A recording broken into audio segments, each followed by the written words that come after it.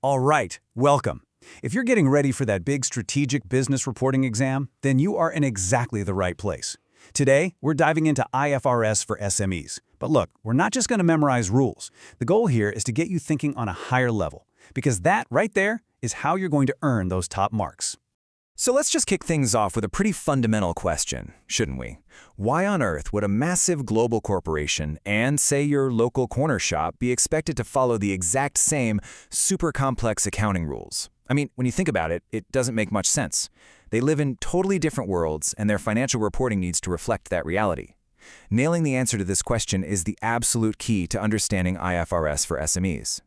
So here's our game plan for this session. We'll start with why SMEs even have this reporting challenge.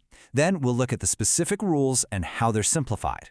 After that, and this is so important, we'll talk about balancing costs and benefits and how to apply your professional judgment. That is exactly what the SBR examiner wants to see. And then we'll wrap it all up with the one big idea you have to remember. Okay, first up, the SMAR reporting challenge. Look, to really excel in SBR, you can't just know what the rule is. You have to understand why it even exists in the first place. And that's what we're digging into right now. So here's the deal.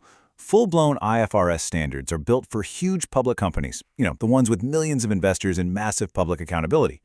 Forcing a smaller, private company to use that same playbook is, well, it's a huge burden. It's like asking a small speedboat to follow the complex navigation rules of a giant oil tanker.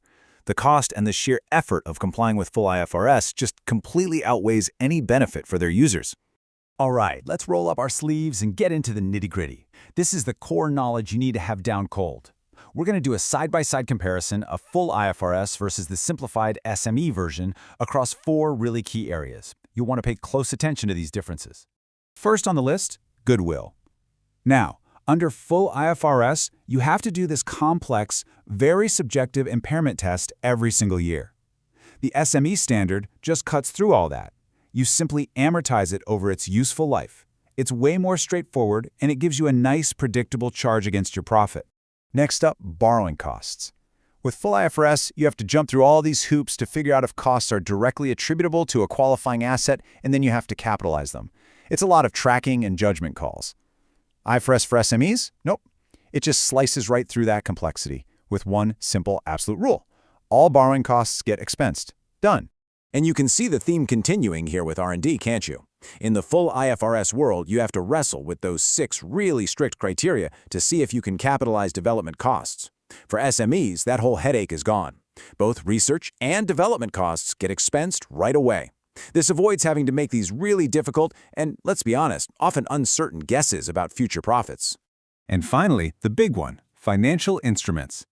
IFRS 9 is notoriously complex. It's a real beast of a standard, with all these intricate rules, often demanding fair value estimates. For SMEs, the standard brings it right back to basics. Things are generally measured at cost or amortized cost. This is a huge relief because it removes the need for expensive valuations and it reduces a lot of that volatility in the financial statements. Okay, so we've covered the what. Now we're going to pivot to the so what. This right here is where you earn your professional marks. This is where the magic happens in that SBR exam. It is not enough to just list the differences. You have to evaluate them. And this is the point. This is so crucial to get your head around. Every single simplification we just talked about is a deliberate choice. It's all a massive balancing act. The people who write the standards are constantly weighing the cost for a company to produce the information against the actual benefit that info gives to its users, like the owners or the bank. Your job in an exam scenario is to analyze and justify that balance. This all ties back to a really important principle from the conceptual framework, the cost-benefit constraint. This is the theory that props up the entire IFRS for SMEs standard. And let me give you a tip. When you're writing your exam answers, being able to explicitly reference this constraint, that shows the examiner that you're not just repeating rules. It shows them you understand why the accounting is the way it is. Okay, so the theory's great, but how do you actually do this when the clock is ticking in the middle of an exam? Well, this section is going to give you a really practical framework, a way to show off that all-important professional judgment. Think of this as your secret weapon for any constructed response question on this topic. It's a simple 4-step plan to structure your answer. First, who are we actually talking about here? Identify the main stakeholders. Is it the owner-manager, a lender? Step 2, what do they really need to know? what information is critical for their decisions. Step 3, explain why a simplification, like expensing R&D, is a good fit for this specific company and its stakeholders. And finally, Step 4, bring it all home with a conclusion on whether IFRS for SMEs strikes the right overall balance in this situation. And as you're using that 4-step plan, remember what the examiner is actually looking for. They want to see that you have commercial acumen, that you get the business world. Can you step into the shoes of the stakeholders and evaluate what they need? And can you then justify your accounting reasoning clearly and professionally? These are the skills that separate a good answer from a great one. All right, let's bring this all together. Let's land the plane. If you only take one single thing away from our chat today, please make it this. Success in SBR is not about being a walking textbook. Anyone can memorize rules. True success comes from showing you have a deep understanding of the principles.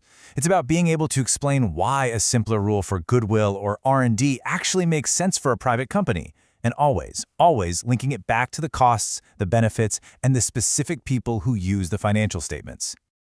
So I'll leave you with this one last question to chew on. We've talked a lot about how simplification is a good thing, how it's helpful. But is there a line? At what point does making things simpler stop being useful and actually start hiding critical information that lenders or owners really need to make decisions?